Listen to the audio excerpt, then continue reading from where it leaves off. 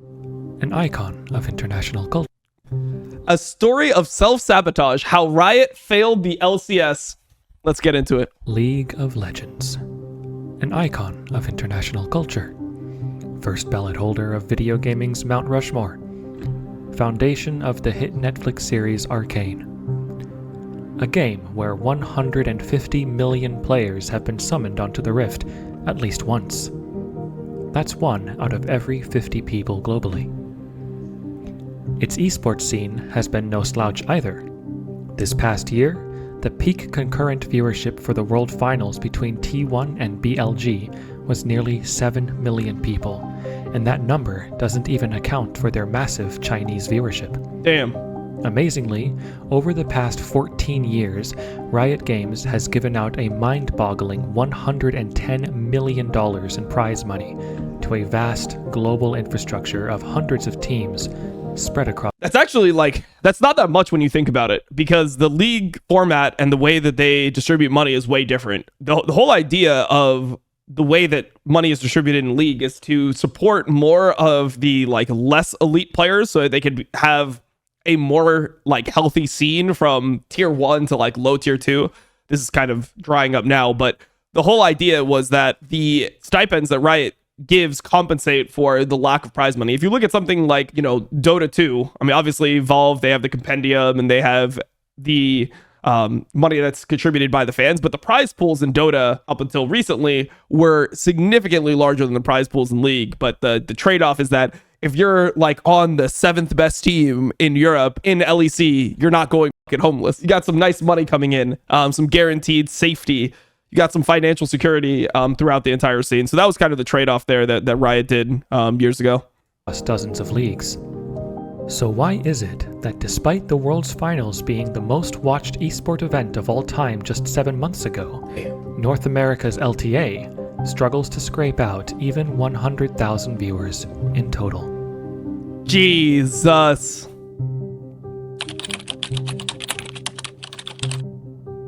I'm already gonna love this video, I already know. Selling consistency for spare change. Yep.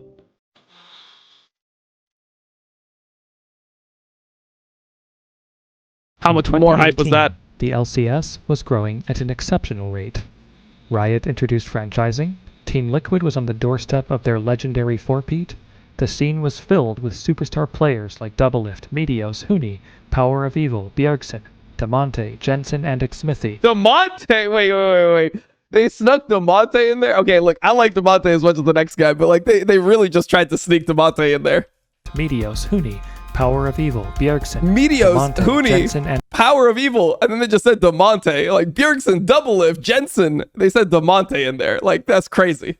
Okay, whatever. You know what? I'm gonna let it pass. He snuck it in, but Damonte's my boy. He deserves some respect. players like Doublelift, Meteos, Huni, Power of Evil, Bjergsen, Damonte, Jensen, and Xsmithy. And the season wrapped up with a dominant Team Liquid Finals performance in front of over 500,000 peak concurrent viewers. God damn, over 500,000. Continued this success, featuring a strong narrative of rivals between players, great finals venues in St. Louis and Detroit, the four-peat being completed. That was when I was a little confused, to be honest, because if you think about the venues that we had before, finals in season 5 was held in Madison Square Garden, and you went from Madison Square Garden to San Francisco, and you're okay, these are some of the major cities. Staples Center was doing some shit. I guess that was Worlds, but yeah, they had these types of venues, and then they just put it in Detroit, St. Louis. Bro, no one's trying to go to Detroit and St. Louis. And an iconic 5-game finals between TSM's Bjergsen and Team Liquid's Doublelift, reaching over 600,000 concurrent viewers. Yep, that was a banger North finals. American viewer base was Hey Sven, we won't talk about it. growing dramatically. In just 1 year, the peak viewership had increased by nearly 100,000. The sky was the limit. If only they could just keep doing what they were doing. Fucking crown, man.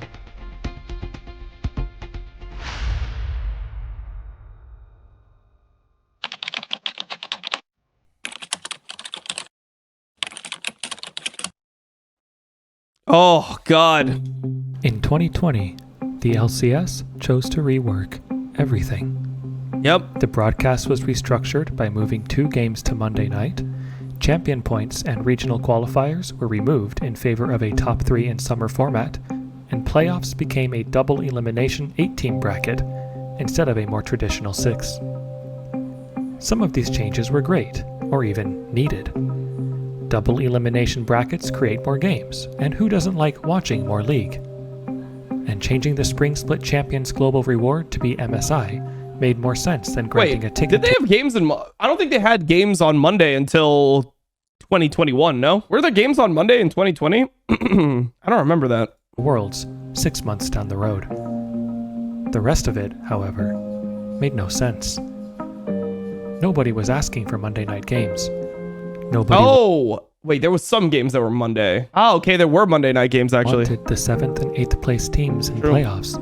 They stopped that for summer. What it was, they did it at the beginning and then they stopped it for summer. Nobody wanted to lose the exciting regional qualifier matches leading up to Worlds. Yep. 2020 is, at least to me, the beginning of the spiral. Yep. The beginning of the now prevalent 100%. And destructive culture within North American League of Legends esports of change for the sake of change. Change for the sake of change. Despite, I thought the weirdest thing, so like all this was fine. Do you guys remember the LCS Dome? The LCS Dome. Can I show you guys the LCS Dome? The LCS Dome to me is where I was like, what the fuck? Who are they trying to appeal to? Bro, and then during COVID where they had the Sushi Dragon LCS performance, that's when it started just feeling like it wasn't official. Like there was this prestige with the LCS. Like the LCS was about just like a clean product in esports. You know, like they would have the matches, analyst desk. It was just very crisp. And then when they had like Sushi Dragon on there being like, yo, LCS, and then doing his thing. Wait, let me see if I can find it. Okay, LCS Dome 2020. Like they used to do this thing where they were like, welcome to the LCS Dome. The LCS Dome. Let's see if I can find it. Did Monty tweet about it recently? I'll try to look for it. But the LCS Dome was just this idea of like, oh, we have a virtual dome where our games are taking place. So they tried to make a virtual studio during COVID, and it was just very awkward. It felt like it wasn't appealing to the right audience. Man, I gotta find the LCS Dome for you guys if you guys don't know what it is. The other part of this was like the Sushi Dragon LCS performance. Let me find this one. Like this was like really fucking awkward to me. Hold on. Overhauling the league with mixed results in 2020.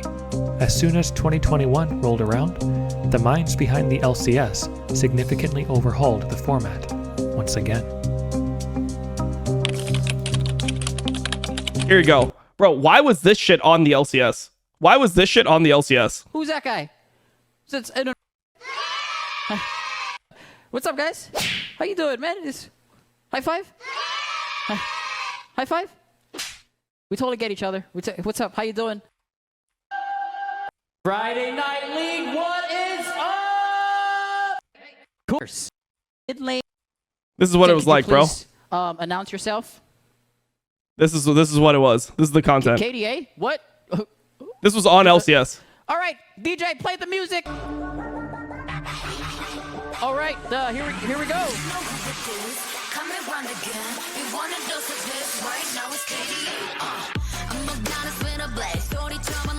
Yeah! Is this not like the most uncomfortable thing of all time? This shit is so hard to watch. Like imagine you're somebody who's an LCS fan, you watch for years, you're all about like the competitive aspect of it. You think it's such like a clean cut league. And then you just get this. It's like, who is this appealing to, bro? Who is this appealing to? And then he just does this shit. Like this is like what Sushi Dragon does. Here.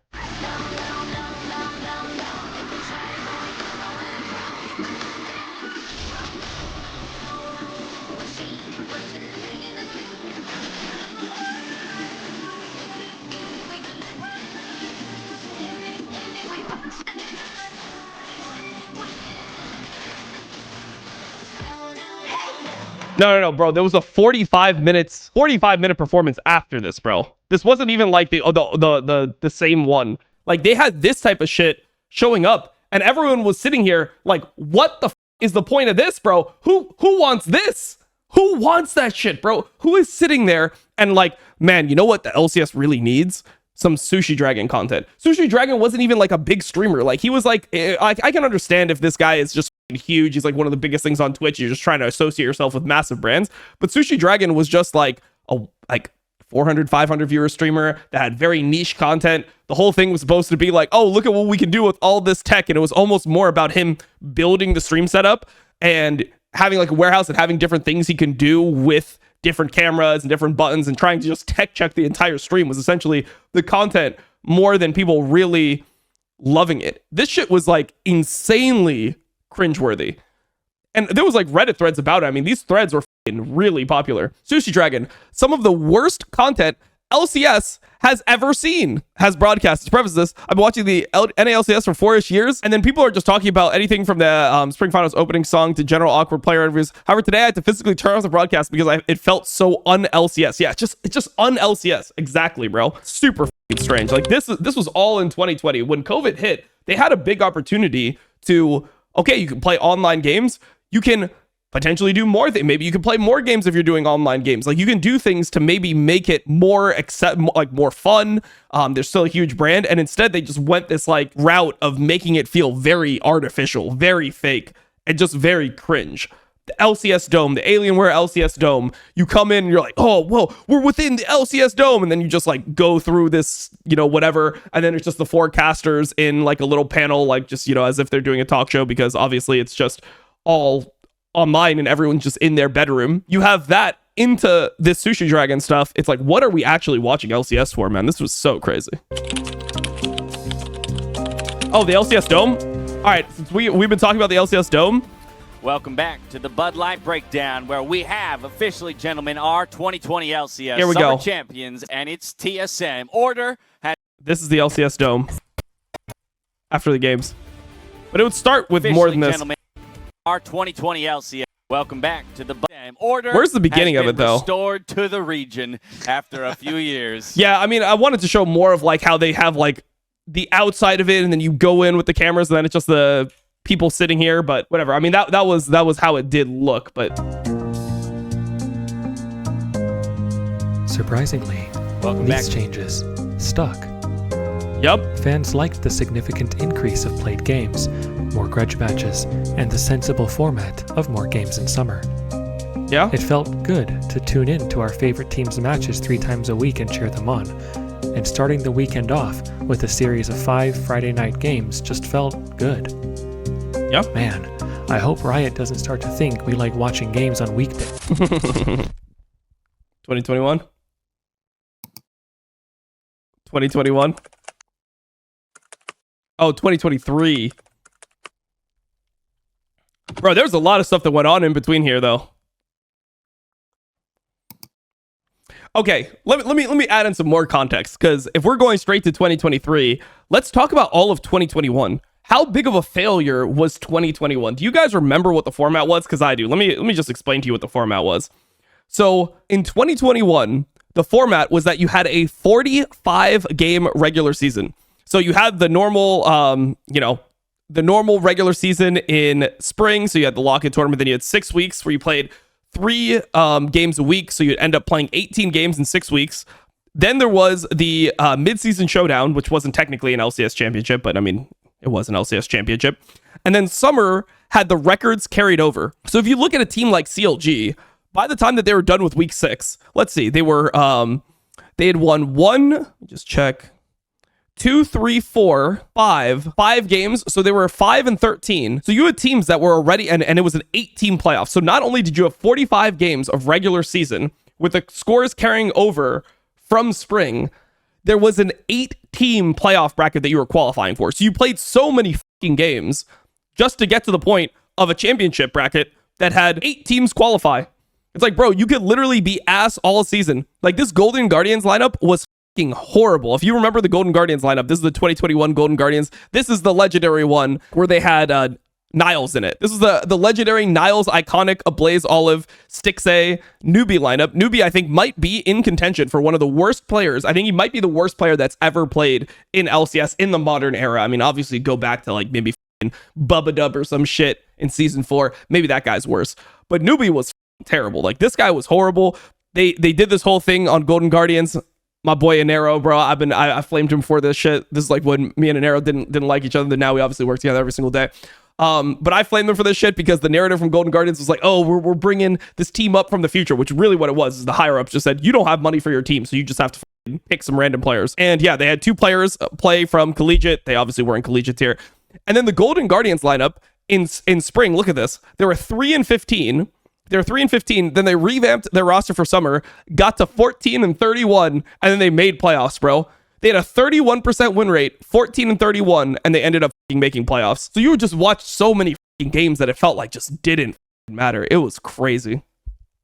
Let's keep it going.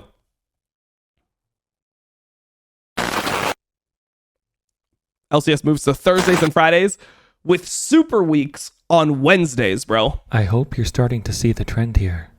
Over the past 4 years, since that 600,000 viewer finals, Riot had, in their own words, completely overhauled their product 3 times.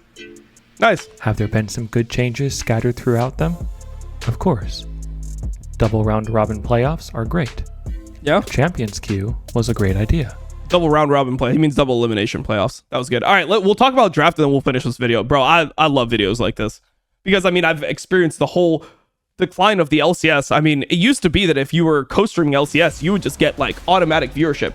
Now it feels like you gotta convince your viewers to watch things like LCS. Yeah, it's a good video. I like this guy.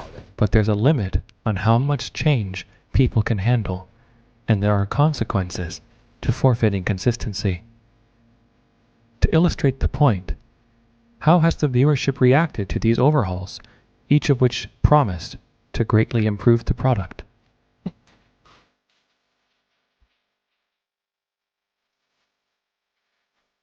God damn. Reacting to the that's massive rough right drop there. in viewership, 2024 saw yet another overhaul, changing the league from 10 to 8 teams, changing to best of 3s, moving the schedule back to weekends with a 2-week gap for Valorant, and the addition of Super Weeks. 2025 overhauled everything yet again, on the biggest scale yet, rebranding the league to the LTA, merging with Central America and Brazil, introducing a guest slot from Academy, and creating a 3-split season with only one finals roadshow. And how have these improvements rectified the declining viewership? Oh, God.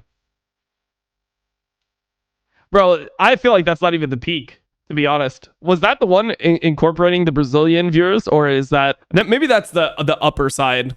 I'm not sure. Because I think with the Brazilian viewers, it was technically more in like the early weeks where like Pain was playing, for example. 150,000 on week 1. Has patched League of Legends every 2 weeks for 15 years. Sometimes these are minor updates, but sometimes you get large overhauls of entire game systems. I fear this culture has infiltrated the LCS. Change for the sake of change. Change to keep it feeling fresh. Change at the cost of consistency. I feel like it's just they're changing things because at this point they're trying to find a way to downscale, but they're just selling it as if it's good. They're selling it as if it's actually going to improve the product, but they know it's not going to improve the product. Come on. There's no way that they think this convoluted schedule and, you know, reducing the teams even further and reducing slots and like all this type of stuff is actually going to make the LCS more popular. It's just they're in complete maintenance mode, you know? And where has this legacy of change left the North American League of Legends ecosystem today?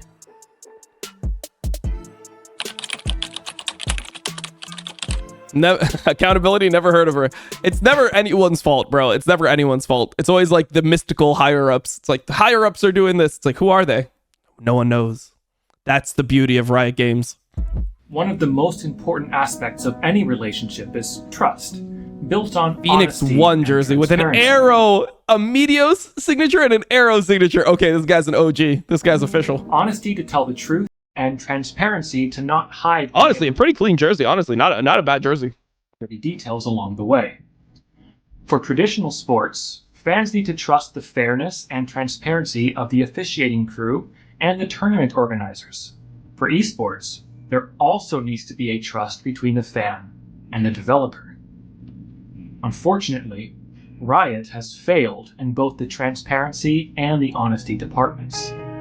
Sending Whenever hate they from changed some NRG. weekends to Thursday and Friday games, everyone knew this was to make space for the Valorant games.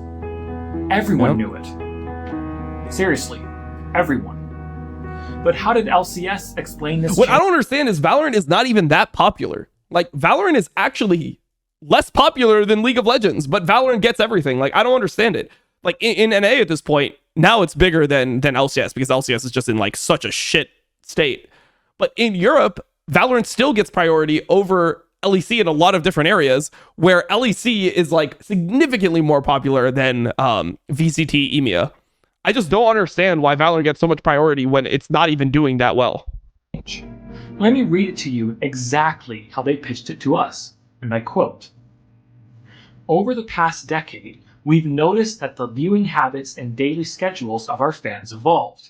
A recent deep dive we commissioned confirmed our suspicion. Viewership habits and fan expectations have changed.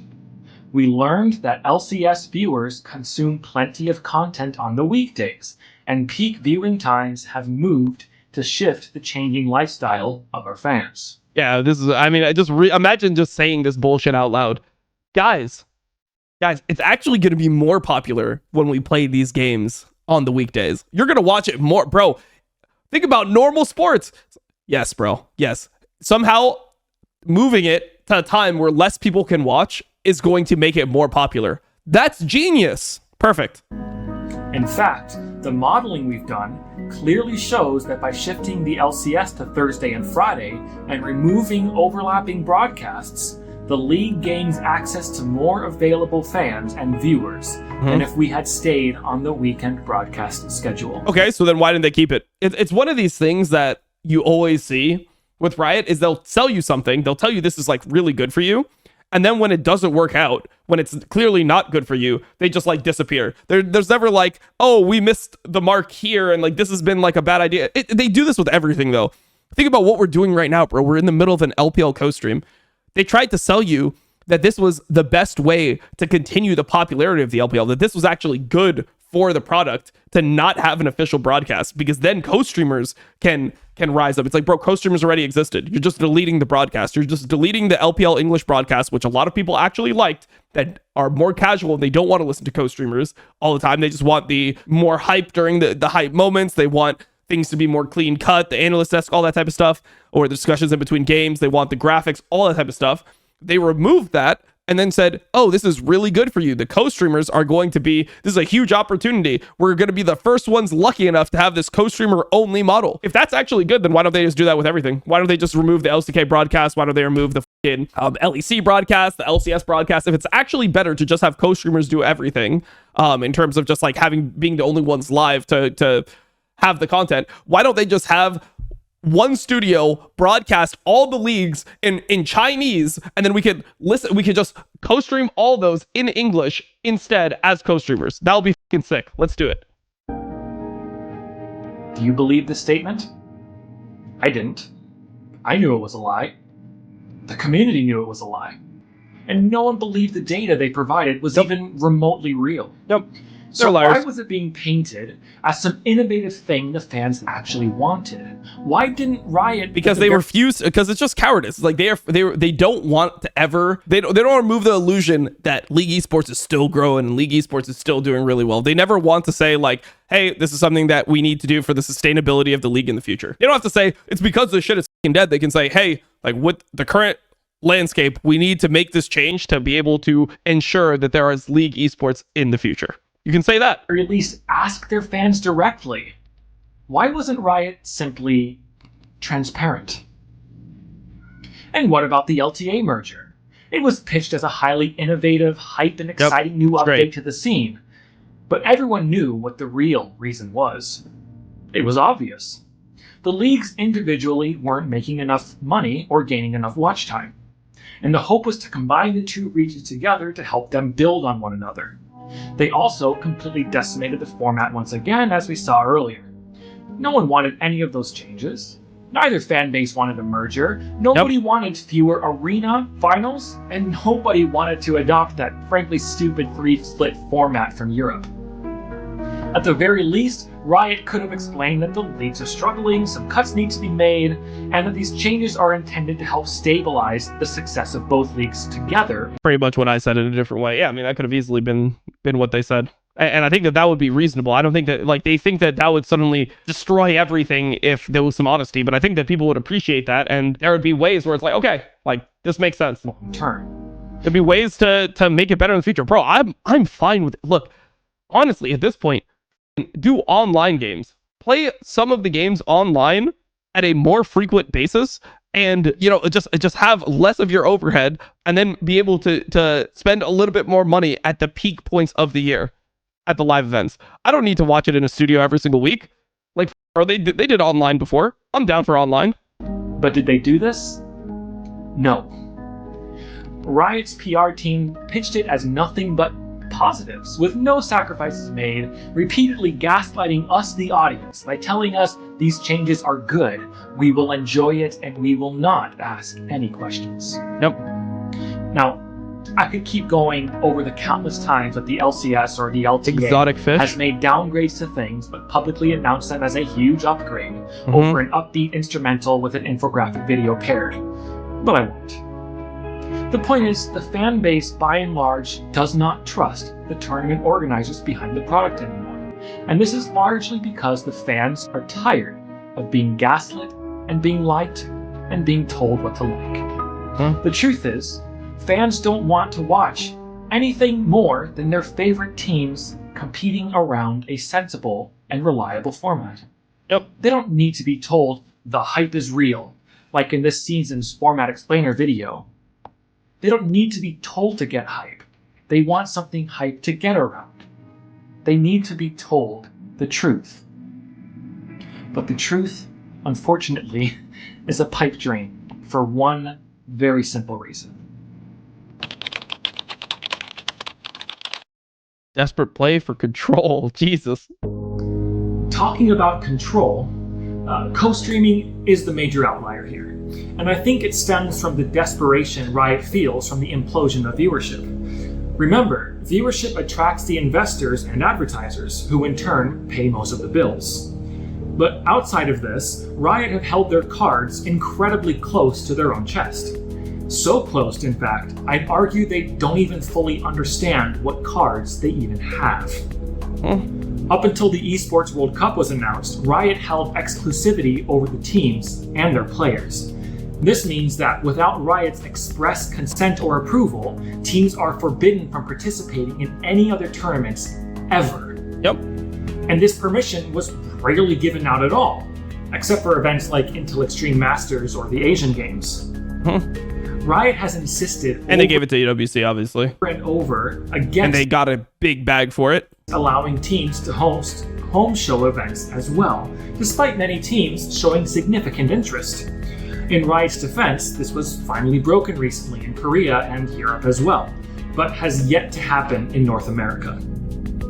When we asked them about it a while ago, Riot responded that since they can't guarantee the quality of the product produced by the teams or leagues that will match their own standards, they don't want to take the risk of... By the way, their standards are like Sushi Dragon and the LCS Dome, right? Like that's the standards we're actually talking about. So just remember that. The standards being dropped, or their product looking worse than it is. Perhaps in 2016 you had an argument. Perhaps in its prime, when your finals product was seemingly exponentially growing up to 1 million concurrent viewers and beyond, you could justify wanting some control over your league. I totally understand it. But now, no. It's time to drop the ego, Riot. It's time to facilitate the teams, not your league. It's time to help organize all the leagues across the world, both Big Tier 1, jizz. Tier 2, and beyond, and not ban them from building each other up. It's time to step back and let the teams attempt to thrive again, not be... The problem is, at this point, like, the teams have no money to actually do this, right? If they did this back in, like, 2020, 2021, when there was still good investment in the scene, then maybe something could be revitalized. But now it's like, these teams are not making close to enough money where they can justify a homestand. And the homestands won't even fucking work. Bro, we couldn't even get packed stadiums for MSI in North America. We couldn't even get packed stadiums for every single day of MSI in North America in a 7,000 person arena. This shit is fucking cooked. Dictates. It's like, it is what it is. Shopify Rebellion should be allowed. You literally need like League of Legends 2. I swear to God, you need something that's going to completely revitalize it, where people are going to think that that's different enough to give it their attention back. But nobody's coming to Homestand. If was the Immortals that were like, oh, we're like the Great Lakes team. What team was that? I think it was Immortals. They're like, we're the Great Lakes team. If Immortals had a homestand in Minnesota, there would be 3 people in the audience to compete against an amateur team in a league like Aegis or Blue Water, if they wanted to. Team Liquid should be given the support they need to Blue Water. Should be allowed, not be their dictator. Shopify Rebellion should be allowed to compete against an amateur team in a league like Aegis or Blue Water, if they wanted to. Team Liquid should be given the support they need to host a home show or regular home shows, and Cloud9 should be allowed and encouraged to call up amateur teams across the Americas and host midweek mini tournaments and even play against the winners. It just wouldn't work at this point because it's so dead, right? This is what a healthy and thriving ecosystem looks like. Heavy investment across the board from players, organizations, amateur tournament organizers, casters, producers, and fans all working together to make the North American League of Legends esports project as good and on a united front as possible.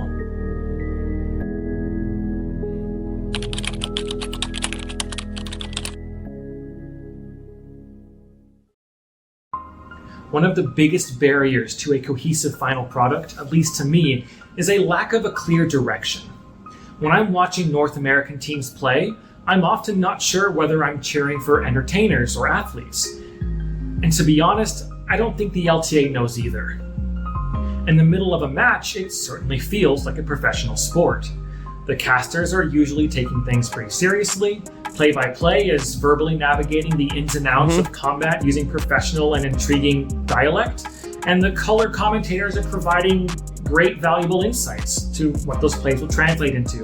Build options, power spikes, or other bits of information that are relevant. They're working EU for at least half the teams, and Riot won't allow. Riot's allowed it. They've done the homestands, right? They had the Spain one, they had the France one. They're able to do it, but I don't like. I think that people really latch on to like we're like the worst major region. That's why. I mean, the results haven't even been that in recent times, right? Like the worst major region has been Europe now for 3 out of the last 4 internationals, in terms of being able to qualify further than an NA team, right? And when you watch those games, I mean, Europe still has the ability to garner fans because they buy into other aspects of it. Like even the teams like KC and Tier 2 were able to develop fandom. Brazil has had more fandom than North America for a decent amount of time now, like years at this point, and they've never been competitive. So I think that the problem is that LTA and LCS tried to brand themselves over this competition, and then they just weren't competitive. So like they missed the mark at what they were trying to achieve with what the goals of the league were, and then they weren't able to compensate in any other way that the fans actually appreciated. People just got depressed that NA was consistently not performing, and then just gave up eventually. And slowly more people have given up over time. The game. And then the game concludes, the lights go up, the players take a bow, and things change. There's typically an unserious interview with at least 1 or 2 joke questions, followed by a heavily casual lounge segment that may analyze some of the game, but spends a majority of the time... I always thought this lounge was not a good idea, bro. I miss the analyst desk. I thought the analyst desk was actually like really good, generally. And trying to be entertainers instead of analysts. As such, the question really needs to be answered. Is the LTA North a professional league, like the NFL, or is it an entertainment product, like the WWE? At the moment, it seems like it's trying to do Orange draft? both. All right. And it hasn't been working.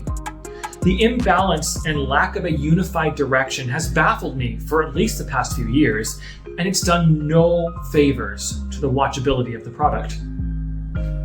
When I watch the LCK, it certainly takes the angle of a highly streamlined and professional broadcast, saving the more entertaining, content-related pieces for the transitions between one series to the next, instead of tying them in to the series itself.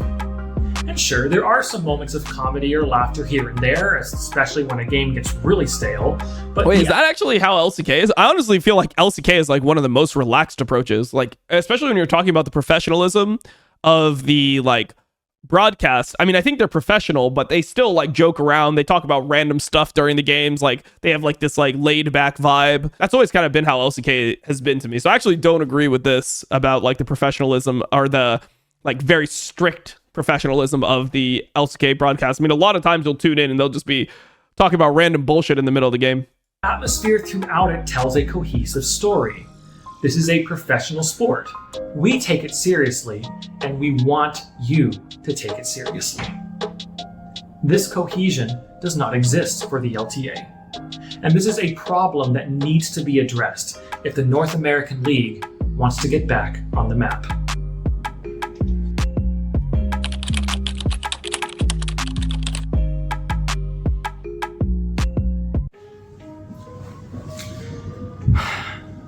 So is it all hopeless?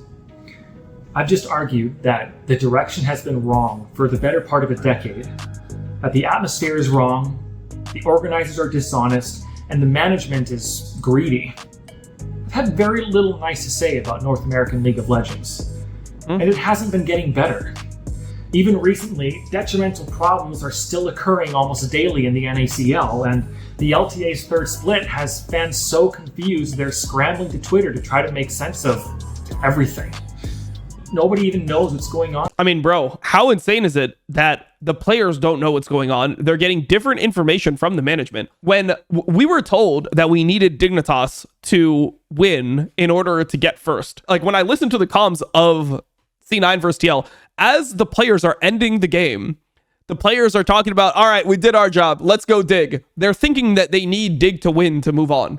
No one knows what the is going on. We were told that it was that the format was actually not the format. Like, it's such a joke to be competing and you don't even know what is going on in your competition because it's so convoluted that it's going to like the fourth tiebreaker and you're getting judged off victory time, you know? Anymore, it seems. But it is, and it is kind of up, to be honest. Like, if there wasn't such a clear two-team race, what happens if we didn't know because we weren't told that the way it was going to work was actually going to be based off strength of victory time, and we played comps that were like more scaling, and we didn't care about how fast we won because we thought the only thing that mattered is that we won. You know, like, it's just so super fucking awkward, man. It's super awkward. And as a fan, at this point, it's really easy to want to just throw in the towel and call it quits. But I'd like to argue that despite such a rich history of mismanagement on Riot's behalf, all is still not lost. At the end of the day, those 600,000 peak concurrent viewers are still out there somewhere. Tens of millions of players are still logging in every day to play League, and co-streamers like IWillDominate still get 50,000 plus views on YouTube uploaded reaction highlights alone. Okay, I mean, that's true, but the reality is I'm gonna get probably more than 50,000 views to react to this video that you made on a channel that you just started, and it's a good fucking video, right? But it's like the LCS is not the thing that's carrying the viewership anymore. Like, they're trying to go the other angle where the auxiliary content is actually supplementing the viewership for the league as a whole. So I mean, the whole problem is like as somebody who's a League of Legends content creator, I'm getting more fucking views reacting to Logan Paul and Pirate Software and saying random bullshit than watching doing what I've spent my whole life fucking doing, you know? The point is, the fans still want it to work. They still want to tune in to a weekend of exciting matches featuring their favorite teams and cheer them on. Riot just needs to get out of their way. It's almost poetic how similar Victor's story arc in Arcane matches that of the LCS. Starting off simple but passionate, they both eventually become so wrapped up in ego, self-righteousness, control, and insistence on constant transformation, or glorious evolution, if you will, that they lose their identity in the midst of it all. As Victor himself put it, in the pursuit of great, we failed to do good. And that's the thing. The LCS, or the LTA, don't need to be great. They don't need to be consistently innovating, nor do they need to be micromanaged or controlled. It just needs to be good, consistently. And Riot, it can be, if you let it.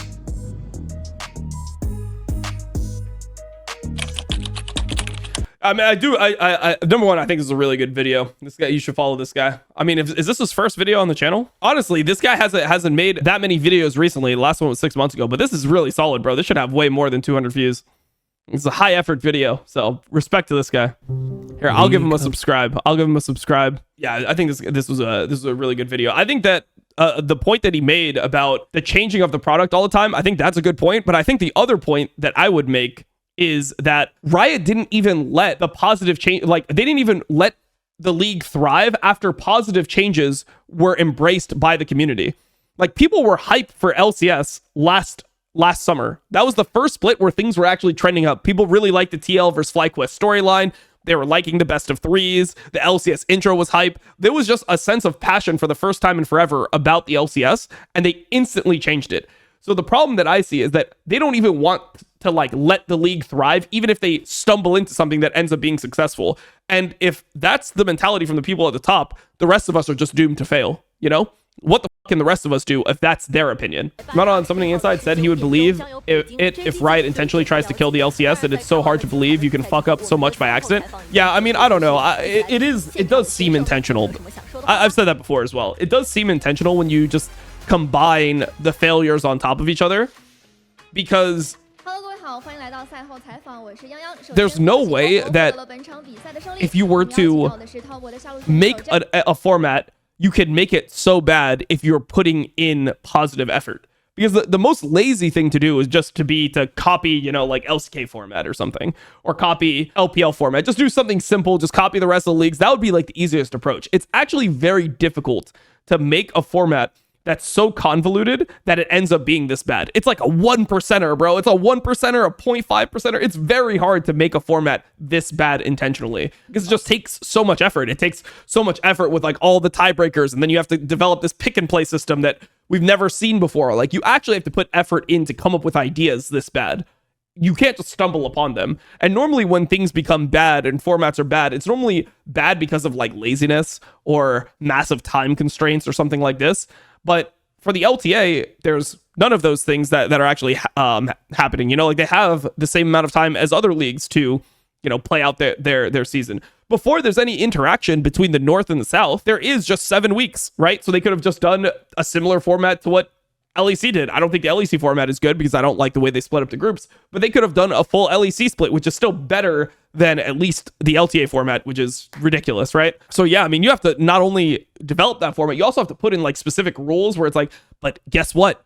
It's not going to be pick and play based off match score. We're going to do it off game score so that the worst team in the league can pick like the third worst team in the league. So that's a fucking like bullshit matchup. And then you got to hope that everyone else picks like, you know, each other, and then the top two teams can maybe play. Like you got to put in some bullshit. It is hard work to do something as horrible as what Riot did with this LTA North format.